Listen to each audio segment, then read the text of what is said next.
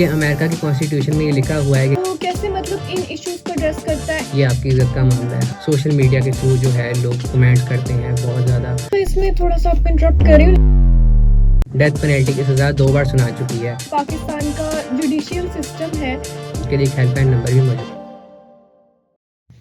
अस्सलाम वालेकुम everyone, I am Rahma Hussain. Welcome to a podcast channel the Kaam corner. So आज हम जिस टॉपिक पर बात कर रहे हैं वो एक बहुत ही अहम टॉपिक है, women's rights in Pakistan with respect to judiciary. So आज हम जानेंगे कि पाकिस्तान में औरतें अपने हकूक़ के लिए किस तरह जस्टिस लेती हैं, क्या चैलेंजेस को फेस करती हैं, और women's rights with respect to Islamic point of view, harassment, domestic violence, और इन सब से रिलेटेड टॉपिक्स के बारे में हम अपनी पॉडकास्ट में आज जानेंगे अपने गेस्ट से। सो मेरे साथ जो आज गेस्ट हैं वो एक मैथ्स कॉम के स्टूडेंट हैं और उन्होंने इन सब टॉपिक्स पर बहुत रिसर्च की हुई है, तो हम उनसे इन सब बारे में जानेंगे आज डिटेल में। So let's get started.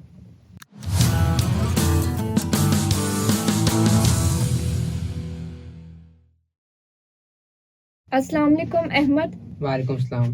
कैसे हैं आप? मैं अलहमदुलिल्लाह बिल्कुल ठीक हूँ। अहमद, मैं आपसे ये पूछना चाहूँगी कि क्या एक लीगल चैलेंजेस जो है वो वुमेन फेस करती है अगर उसने जस्टिस को लेना है पाकिस्तान में? देखें, लीगल चैलेंजेस जो होते हैं ना, सबसे पहले एक औरत को अपने घर से फेस करने पड़ते हैं, क्योंकि आजकल ये ज़माना है कि औरतों को अगर जस्टिस भी चाहिए होना, चलें अगर कोर्ट के लेवल पे नहीं, अगर घर के लेवल पे भी अगर कोई डोमेस्टिक अगर कोई डिस्प्यूट चल रहा है, अगर आपने कोई आउट ऑफ कोर्ट सेटलमेंट भी करनी है, लाइक अगर आपने कोई जायदाद का मसला चल रहा है, कोई ऐसा मसला, कोई छोटी से छोटी बात भी कि जिस पे आपका स्लाइट डिसएग्रीमेंट है, तो उसमें भी ऐसा होता है कि औरतों की आवाज़ को दबा दिया जाता है और मर्द की जो आवाज़ होती है उस पर ज़्यादा फ़ोकियत दी जाती है। ठीक है, हर सिचुएशन के अंदर एक आदमी के ऊपर सिर्फ उसके जेंडर की वजह से एक अपर हैंड होता है और औरत जो है वो ज़रा लोअर हैंड पे होती है।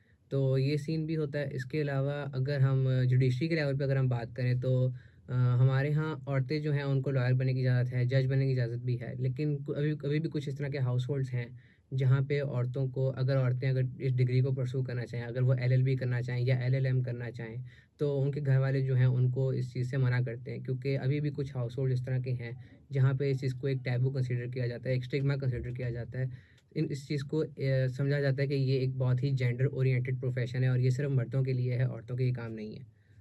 अच्छा, मैं सेकंड आपसे ये पूछना चाहूँगी कि जो पाकिस्तान का जुडिशियल सिस्टम है वो कैसे मतलब इन इश्यूज को एड्रेस करता है if a woman faces domestic violence and harassment? देखें, इसके लिए ये है कि एक ज़माना ये था कि औरतों को सिर्फ उनको घरों में रखा जाता था, उनको घर से बाहर निकलने की इजाज़त ज़्यादा नहीं होती थी। तो उस ज़माने में तो औरतों को अगर हरासमेंट फेस करनी पड़ती थी तो सिर्फ इंडोर्स होती थी और वो डोमेस्टिक वायलेंस के लेवल पे होती थी। लेकिन अब ये है कि औरतें जो हैं वो वर्क प्लेस पे होती हैं, लाइक बाहर भी काम करती हैं, बिज़नेसेस वगैरह सँभालती हैं, जॉब वगैरह करती हैं। तो अब जो है गवर्नमेंट ने एक इनिशिएटिव लिया है कि 2011 में वर्क प्लेस सोसाइटीज़ एक्ट आया था, जो कि गवर्नमेंट ने औरतों के राइट को प्रोटेक्ट करने के लिए जो है वो एक रूल निकाला था कि औरतें जो हैं अगर वर्क प्लेस पे उनके साथ कुछ हरासमेंट फेस होती है तो वो यहाँ रिपोर्ट कर सकती हैं। अब इसमें ये भी होता है कि पहले ये होता था कि औरतें जो हैं वो घरों के अंदर रहा करती थी और उनके ख़ानदान में अगर कोई है जो उनको हरास कर रहा है, ठीक है, तो उनको वहाँ से जो है अपने घर वाले जो थे वो उस आवाज़ को दबा दिया करते थे कि उनको कहते थे कि आपके रिश्तेदार हैं, आपकी रेपुटेशन ख़राब हो जाएगी, ये आपकी इज़्ज़त का मामला है। हालाँकि औरत की इज़्ज़त और मर्द की इज़्ज़त बराबर होनी चाहिए, लेकिन हमारे यहाँ ऐसा नहीं है। तो हमारे यहाँ औरतों का एक माइंडसेट इस तरह बना दिया जाता है कि आपने हरासमेंट के ख़िलाफ़ नहीं बोलना। तो उनके माइंड में ये चीज़ रहती है कि अगर घर के अंदर भी नहीं बोलना तो बाहर भी शायद ना बोलना पड़े। इसलिए हमारे बीच काफ़ी सारी इस तरह की ख़वातीन हैं जिनको हरासमेंट घर के अंदर भी फ़ेस करनी पड़ती है, घर के बाहर भी फ़ेस करनी पड़ती है। लेकिन उनके अपने घर वाले ही, उनकी अपनी माँ-बहनें ही, मतलब कि उनके अपने फ़ादर, उनके भाई जो होते हैं उनको इस चीज़ के बारे में बात करने से रोकते हैं। तो इस तरह जो है वो बात बाहर नहीं आ पाती। लेकिन 2006 में हमारी गवर्नमेंट ने वुमेन प्रोटेक्शन एक्ट निकाला था कि औरतें जो हैं वो अपनी आवाज़ खुद उठा सकती हैं और इसके लिए एक हेल्पलाइन नंबर भी मौजूद है।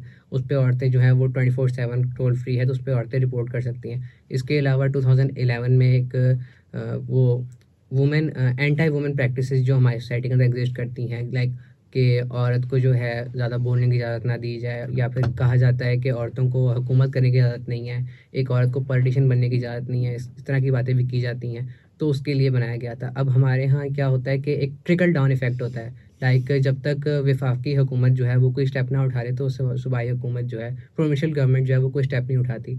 तो इसी तरह 2010 में वफाकी हुकूमत ने इस तरह का स्टेप उठाया, और फिर 2016 में जो पंजाब गवर्नमेंट है उन्होंने वुमेन सेफ्टी एक्ट निकाला था 2016 में। तो आपका किसी भी गवर्नमेंट के साथ कितना भी डिसएग्रीमेंट या एग्रीमेंट हो, लेकिन अगर उन्होंने कोई अच्छा स्टेप उठाया, it's never too late to bend. तो अगर किसी गवर्नमेंट ने कोई अच्छा स्टेप उठाया तो हमें उसकी तारीफ़ करनी चाहिए। तो अगर पीपीपी गवर्नमेंट ने या पीएमएनएन गवर्नमेंट ने इस तरह के स्टेप्स उठाए तो उनकी तारीफ़ बनती है। अपार्ट फ्रॉम दैट हमें अभी भी ये चीज़ सीखने को मिलती है कि अगर कोई फीमेल पॉलिटिशियन है तो सिर्फ उनके जेंडर की वजह से या उनकी ड्रेसिंग की वजह से उनको बहुत ज़्यादा ट्रोल किया जाता है, फिर चाहे वो जिस मर्जी पॉलिटिकल पार्टी से हो। तो एक बात ये भी है, और एक बात ये भी है कि हमारे यहाँ जितनी भी हैं सेलिब्रिटीज़, हमारे यहाँ जितने एग्जिस्ट करते हैं, इन्फ्लुएंसर जितने भी एग्जिस्ट करते हैं, उनको भी बहुत ज़्यादा ट्रोलिंग फेस करनी पड़ती है ऑनलाइन। तो हमारे यहाँ एक तो जो फिज़िकल हरेसमेंट है जो ऑफलाइन होती है उसके ऊपर तो फिर भी बात होती है, लेकिन जो ऑनलाइन जो हरेसमेंट जो लोगों को फेस करनी पड़ती है, जो सोशल मीडिया के थ्रू जो है लोग कमेंट्स करते हैं बहुत ज़्यादा, लाइक, और इसके अलावा आपको verbal harassment, non verbal harassment भी फेस करनी पड़ती है। तो अकाउंट्स जी वगैरह। अहमद, मैं इसमें थोड़ा सा आपको इंटरप्ट कर रही हूँ, लेकिन मुझे जी। आप ये बताएं कि अगर कोई मतलब वुमन या कोई भी लड़की फेस करती है हरासमेंट, लाइक मार्केट में या कहीं ट्रैवल कर रही है, तो इसके लिए मतलब कोई गवर्नमेंट ने कोई हेल्पलाइन नंबर या कुछ ऐसा नहीं रखा हुआ कि मतलब वो इमिडिएटली उस चीज़ को कर पाए? देखिए, हेल्पलाइन नंबर मौजूद है और औरतें उस पर रिपोर्ट भी कर सकती हैं। अब आगे से जो पुलिस का जो रिस्पॉन्स है वो इमीडिएट भी हो सकता है और उसमें डिले भी हो सकता है। अब उसमें नंबर ऑफ़ रीज़न ज़्यादा लगते हैं, लेकिन अब जो है अकाउंटेबिलिटी पहले से ज़्यादा है। अगर हम पहले से कंपेयर करें तो उससे अब हालात पहले से बेहतर हैं। लेकिन अभी भी जो है हमें रेप केसेस सुनने को मिलते हैं, हमें सुनने को मिलता है कि गैंग रेप केसेस भी हैं। तो हमें इस तरह के केसेस अभी भी रिपोर्ट होते हैं। मतलब कि अभी भी सिचुएशन परफेक्ट तो नहीं है, लेकिन पहले से हम बेहतर हम कह सकते हैं। लेकिन अभी भी औरतों को जो है वो रात के टाइम पे अगर निकलना हो तो उनको बहुत ज़्यादा डर डर के निकलना पड़ता है। उनको सेफ्टी नहीं है, लाइक वो उनको अपने साथ किसी ना किसी एक मर्द को रखना पड़ता है। अगर वो अकेले अगर निकलें तो उनको हो सकता है कि कोई सिक्योरिटी गार्ड हरास कर दे, या फिर कोई ऐसे लोग जिनकी ज़िम्मेदारी है कि वो उनको सेफ्टी प्रोवाइड करें, वो उनकी तरफ से ही उनको हरासमेंट फेस करनी पड़ती है। तो अभी भी एक बहुत बड़ा गैप मौजूद है। ओके, मैं आपसे ये पूछना चाहूँगी, जो शरई कोर्ट है वो इस चीज़ में मतलब क्या रोल प्ले करता है? अगर मतलब कोई जो है वुमन इस चीज़ से इम्पैक्ट हो चुकी है तो वो क्या इसमें रोल प्ले करेगा? देखिए, शरीयत कोर्स का जो है कॉन्सेप्ट वो आया था जब ज़िया-उल हक की जब वो चीफ़ मार्शल लॉ एडमिनिस्ट्रेटर थे, तो जब उनकी जब हुकूमत थी तो उससे पहले होता ये था कि सुप्रीम कोर्ट के अंदर फेडरल शरीयत बेंचेस होते थे। लेकिन उनकी हुकूमत में जब उनकी अब हुकूमत आई तो फेडरल शरीयत बेंचेस को फेडरल शरीयत कोर्ट्स में कन्वर्ट कर दिया गया।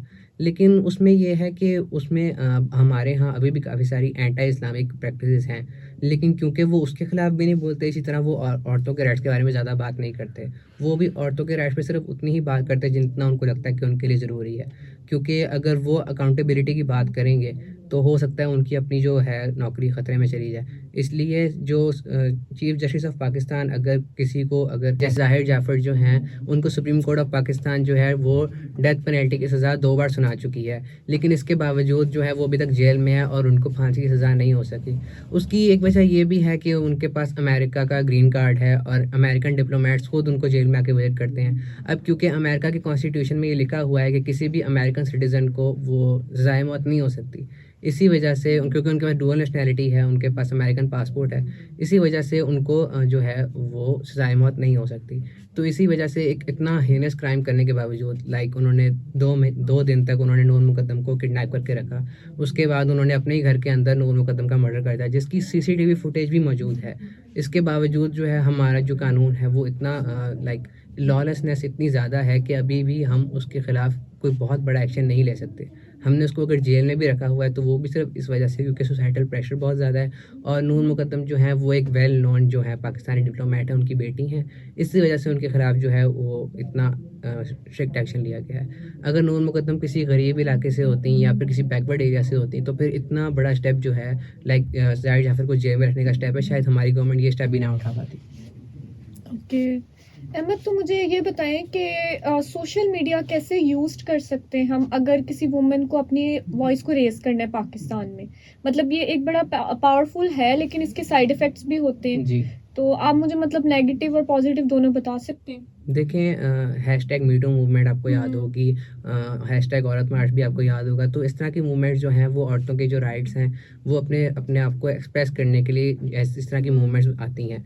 तो लेकिन इसका नेगेटिव इम्पैक्ट ये है कि ये जो है फॉरेन फंडिंग केसेस होते हैं इनमें, कि बाहर से कुछ एनजीओज़ होती हैं, कुछ प्राइवेट कंपनीज़ होती हैं जो कि इनकी फंडिंग करती हैं, और उनका सोल मकसद ये होता है कि वो इंटरनेशनली पाकिस्तान की इमेज को जो है जो ख़राब करें।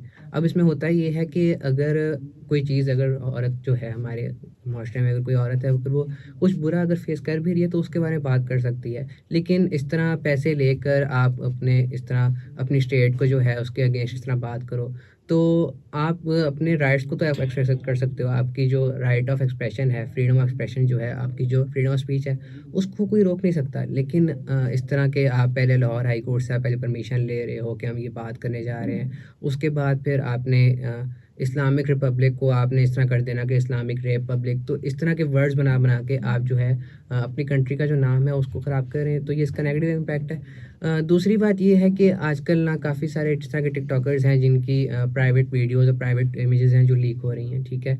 अब वो भी एक बहुत गलत बात है, इसके ऊपर भी एक कानून साज़ी होनी चाहिए, एक कॉन्स्टिट्यूशन अमेंडमेंट्स होनी चाहिए। इसके ऊपर हमारी गवर्नमेंट को चाहिए स्टेप्स उठाएँ कि जो इस तरह की जो इमेजेस हैं और इस तरह की जो वीडियोज़ लीक हो रही हैं, इसके ऊपर प्रॉपर सेट ऑफ रूल्स होने चाहिए जिनके ऊपर इम्प्लीमेंटेशन होनी चाहिए। तो ये एक बहुत बड़ा गैप है, ये भी फिल ओके, सो मतलब कोई एक स्पेसिफिक ऐप नहीं है जिस पे मतलब आप अपनी वॉइस रेज कर सकें? मतलब आपको याद हो अगर मीशा शफी का जो केस था, जी। And I don't know about this कि वो ट्रू था या नहीं, तो मतलब कुछ उसमें ऐसे भी केसेस आ जाते हैं जो मतलब ट्रू नहीं भी होते, जी। तो उस बारे में क्या मतलब कर सकते हैं, या कोई एक ऐप स्पेसिफिकली हो ऐसी जिसमें आप मतलब वुमेन्स बोल सकें अपने लिए? जी, पहली बात तो ये कि मीशा शफ़ी वाला जो केस था वो फ़ेक साबित हो गया था विद प्रॉपर एविडेंस। उसकी वजह ये थी कि अली ज़फ़र की जो वाइफ़ थी उन्होंने उनको इस चीज़ में बहुत सपोर्ट किया था, और ये असल में अली ज़फ़र की जो इमेज है एज़ अ सेलिब्रिटी उसको ख़राब करने के लिए किया था। अब तो अली ज़फ़र ने उल्टा जो है मीशा शफ़ी के ऊपर डिफेमेशन केस कर दिया है। That's another thing.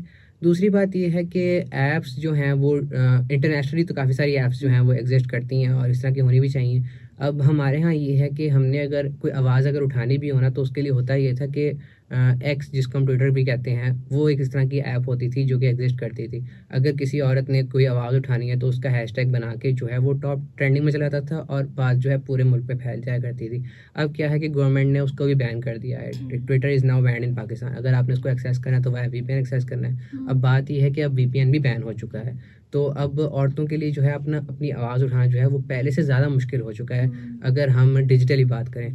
और उसके अलावा ऐप्स जो हैं, गवर्नमेंट को चाहिए कि इस तरह की ऐप्स बनाई जाएँ। हमारी जो प्रोविंशियल गवर्नमेंट्स हैं उनको भी चाहिए, हमारी जो लोकल बॉडी गवर्नमेंट्स हैं, जो हमारे तहसील्स होती हैं, डिस्ट्रिक्ट्स होते हैं, उस लेवल पे भी हमारे जो डिवीजन्स होते हैं वहाँ पे भी इसके बारे में हमें एक अवेयरनेस क्रिएट करनी चाहिए, ऑनलाइन भी ऑफलाइन भी, और इसके अलावा एक एप्लीकेशन भी डिज़ाइन होनी चाहिए, क्योंकि हमारे यहाँ काफ़ी सारे सॉफ्टवेयर इंजीनियर्स हैं जो कि इस तरह की ऐप्स बना सकते हैं। उनके पास इस चीज़ का पोटेंशियल मौजूद है, लेकिन हम उसको अभी तक सही तरीके से यूटिलाइज नहीं कर पाए। How can women voices be amplified and empowered in Pakistan in the context of judiciary? देखें, जुडिशरी के कॉन्टेक्स्ट में अगर हम बात करें तो हमारे पास अपना कॉन्स्टिट्यूशन मौजूद है, हमारा रिटन कॉन्स्टिट्यूशन है। लाइक हम कोई इसराइल टाइप की कंट्री नहीं है कि जिनका रिटन कॉन्स्टिट्यूशन ही मौजूद ना हो। हमारे पास अपना कॉन्स्टिट्यूशन जो है एक बुक की फॉर्म में मौजूद है जिसके अंदर अमेंडमेंट्स होती रहती हैं। तो हमारे यहाँ ना सिर्फ औरतों को बल्कि मर्दों को भी चाहिए कि वो जो है अपना कॉन्स्टिट्यूशन जो है रीड करें। उसके अंदर जितनी भी शिकें मौजूद हैं, उसके अंदर जितने भी आर्टिकल्स मौजूद हैं, उनको सेपरेटली डीपली स्टडी करें और उस पर जो है बाकायदा रिसर्च करनी चाहिए हर इंसान को, क्योंकि राइट तो फिर हर इंसान का है ना, बेशक अगर कोई अमीर है या कोई गरीब है जो भी है, लेकिन हर इंसान को अपने राइट्स पता होने चाहिए, ठीक है। अब क्योंकि हमारे यहाँ स्कूल्स में इसकी इतनी अवेयरनेस नहीं है या फिर यूनिवर्सिटीज़ लेवल पे भी अगर नहीं है, तो हमें चाहिए कि हम अपने राइट्स को जो है हम खुद उसके बारे में रिसर्च करें। अब जैसे कि कहा जाता है कि पाकिस्तान में पहले इतनी डाइवोर्सेस नहीं होती थी लेकिन अब ज़्यादा होती हैं। उसकी मेन वजह यही है कि आज की जो औरत है उसको अपने राइट्स पता हैं, ठीक है। पुराने ज़माने में क्या होता था, औरतें जो होती थी कॉम्प्रोमाइज़ कर लिया करती थी, चाहे जिस मर्जी टाइप का हस्बैंड हो वो कॉम्प्रोमाइज़ कर लिया करती थी। लेकिन अब ये है कि औरतों को अपने राइट्स पता हैं, उनको पता है उनके लिए क्या चीज़ सही है, क्या चीज़ गलत है। बट अहमद, कुछ फैमिली प्रेशर ऐसे होते हैं, अगर एक वुमन को अपने राइट पता भी है तो वो बोल नहीं सकती अपने लिए। जी हाँ, बैकवर्ड एरियाज़ में इस तरह होता है कि अगर जहेज़ मांग लिया जाए या फिर टॉर्चर किया जाए, फिज़िकली टॉर्चर किया जाए या मेंटली टॉर्चर किया जाए, तो कुछ औरतों को जो है साइलेंस कर दिया जाता है और उनके अपने मायके वाले जो हैं वो खुद कह रहे होते हैं कि अब आपकी शादी हो चुकी है तो आप इस पर, अगर आपके साथ कुछ गलत हो गया तो उस पर आवाज़ ना उठाएं। तो इस तरह के काफ़ी सारे मर्डर केसेस भी सुनने में आते हैं। जिस तरह कुछ महीने पहले की बात है, रावलपिंडी में वो सास और हस्बैंड ने मिलकर एक बहू का वो मर्डर कर दिया और उसकी जो लाश है उसको नहर में बहा दिया, ठीक है। तो और जब जो कल्प्रिट्स हैं वो पाकिस्तान छोड़ के बाहर जा चुके हैं, तो इस तरह के काफ़ी सारे केसेस हमें सुनने को मिलते हैं। उसकी वजह यही है कि हमारे यहाँ जो पुलिस का जो होता है ना, एक्शन प्लान जो होता है वो बहुत स्लो होता है। लाइक उसको हमें स्पीड अप करने की ज़रूरत है। हमें जो ईसीएल होती है, जो एग्जिट कंट्रोल लिस्ट होती है, उसकी जो है ना अपडेशन, वो हमें डे टू डे करनी चाहिए। वो ईयर बाय ईयर होती है, तो वो जो होती है बहुत स्लो बेसिस पे होती है। लाइक ईयर के हिसाब से अगर हम चलें तो अगर हमने इस साल में अगर हमने किसी बंदे को मुल्क से बाहर जाने से रोकना है या किसी का पासपोर्ट कॉन्फिस्केट करना है, तो वो फैसला होते होते ही 1 साल गुजर गया होता है और उस 1 साल के अंदर जो है आदमी वीज़ा लगवा के कहीं ना कहीं पहुंच ही गया होता है। तो हमारे यहाँ इस तरह है कि काफ़ी सारे लोगों को सजाए मौत हो चुकी होती है, लेकिन वो कानून की वजह से, क्योंकि कानून इतने अच्छे तरीके से इम्प्लीमेंट नहीं हुआ तो वो उसी को यूज़ करके बाहर चले जाते हैं, जो कानून जो है उनके खिलाफ इस्तेमाल होना चाहिए। ओके, सो मीन के आपके ये काफ़ी ज़्यादा डिसएडवांटेज है पाकिस्तान हाँ में जी। कि लॉ जो है वो बोलता नहीं है इस चीज़ों जी। में। अच्छा, सो अहमद, मैं लास्टली आपसे ये पूछना चाहूँगी कि क्या कल्चरल और सोसाइटल नॉर्म्स जो होते हैं वो चैलेंज्ड होते हैं और चेंज कर सकते हैं अगर हमने जो है प्रमोट करना है ग्रेटर लेवल पे gender equality and women empowerment इन पाकिस्तान? देखें, हमारे यहाँ कुछ इस तरह के एरियाज़ हैं जहाँ पे ना एक बंदे की सज़ा जो है वो नस्ल दर नस्ल दी जाती है, ठीक है। मतलब कि अगर एक इंसान ने कुछ कर दिया तो उसकी पूरी फैमिली को उसकी सज़ा दी जाती है। हमारे यहाँ कुछ जगहों पे जरगे का निज़ाम है या पंचायत का निज़ाम है, तो वहाँ पे ऐसा होता है कि अगर एक इंसान ने कुछ गलत कर दिया तो उसकी सज़ा जो है उसके साथ उसकी बीवी को भी दी जाती है। तो इस तरह की सोसाइटी के अंदर बहुत बड़ा चेंज लेकर आने की ज़रूरत है। एक बहुत लार्ज स्केल जो है हमें कैंपेन करने की ज़रूरत है इसके ऊपर। Apart from that, cultural norms जो हैं हमारे यहाँ, ये है कि कुछ लोग इस तरह मानते हैं कि औरतें जो हैं उनको कब्रिस्तान जाने की इजाज़त नहीं है, या फिर इस तरह ड्रेसिंग के ऊपर काफ़ी बात की जाती है कि मस्जिद के अंदर कोई औरत जा रही है इसको दुपट्टा ठीक कर लेना चाहिए, इस तरह। तो ये सारी बातें हैं, ये कल्चरल नॉर्म्स हैं, इसके ऊपर भी काफ़ी सारी बात होनी चाहिए। और काफ़ी सारी ना वर्बल हरासमेंट हमारे यहाँ बहुत ज़्यादा है। लाइक अगर कोई लड़की नज़र आ जाए तो उसके ऊपर चीख के लोग कमेंट्स करते हैं, और ऑनलाइन भी ये चीज़ हमें देखने को मिलती है। तो ये सब कुछ हमारे ना कल्चर का हिस्सा बन चुका है अनफॉर्चुनेटली। तो इसके ऊपर हमें काफ़ी सारे ना सेमिनार्स करने की ज़रूरत है। हमें इसके ऊपर एक प्रॉपर कैंपेन चलाने की ज़रूरत है कि हम जो है एक माइंडसेट को हमने चेंज करना है, एक सोच को हमने बदलना है। हमने जो है एक दूसरे के ऊपर जो हम बैड कमेंट्स जो पास करते हैं इसको हमें कम करने की ज़रूरत है। तो इसके ऊपर बहुत काम करना चाहिए। तो मतलब अगर इसको मतलब जेंडर इक्वालिटी करना चाहें तो ये मतलब उसके लिए आप कह रहे हैं कि सेमिनार्स वगैरह हाँ करने जी, की बिल्कुल ज़रूरत होने है? चाहिए, क्योंकि हमारे यहाँ कुछ प्राइवेट ऑर्गेनाइजेशंस हैं, जिस तरह ख़वातून के नाम से जो एक इन्फ्लुएंसर है फ़ायदा सलीम, वो चला रही हैं। इसके अलावा शर्मीन उबैद चिनॉय का नाम आपने सुना होगा, जिन्होंने फेमिनिज़्म के ऊपर एक बहुत अच्छी मूवी बनाई थी, उनको ऑस्कर अवार्ड भी मिला था। और लेकिन बात फिर यही है कि हमारे यहाँ कुछ इस तरह के फेमिनिस्ट इस तरह के भी हैं जो शर्मीन उबैद चिनॉय के अगेंस्ट हैं। कहते हैं कि उन्होंने फेमिनिज़्म को सही तरीके से पोर्ट्रे नहीं किया, जो कि कुछ लोगों को ये बात सही भी लगती है, कुछ लोगों को ये बात गलत भी लगती है। तो हर किसी की अपनी अपनी राय है, लेकिन हमारे यहाँ कुछ इस तरह के फेमिनिस्ट भी हैं जो कि औरत मार्च के भी अगेंस्ट हैं। लाइक वो कहते हैं कि औरतों को अपने राइट्स मांगने चाहिए, लेकिन इस तरीके से नहीं मांगने चाहिए, ठीक है।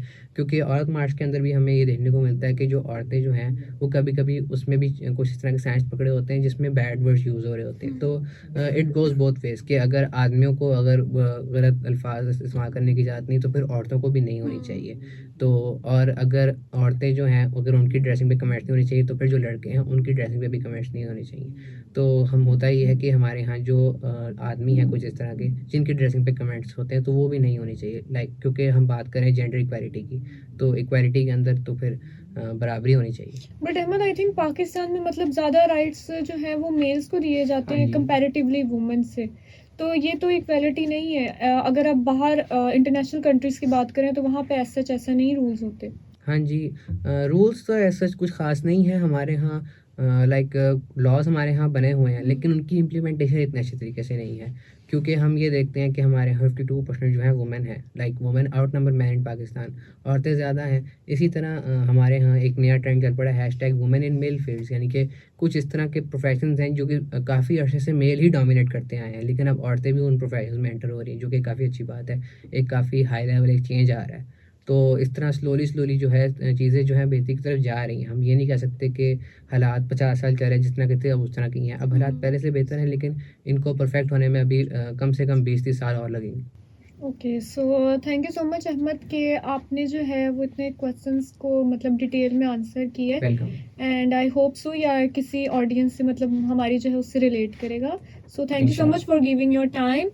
सो everyone, that was our podcast. So I hope do you like this video. So do like, share and subscribe our channel. Allah Hafiz.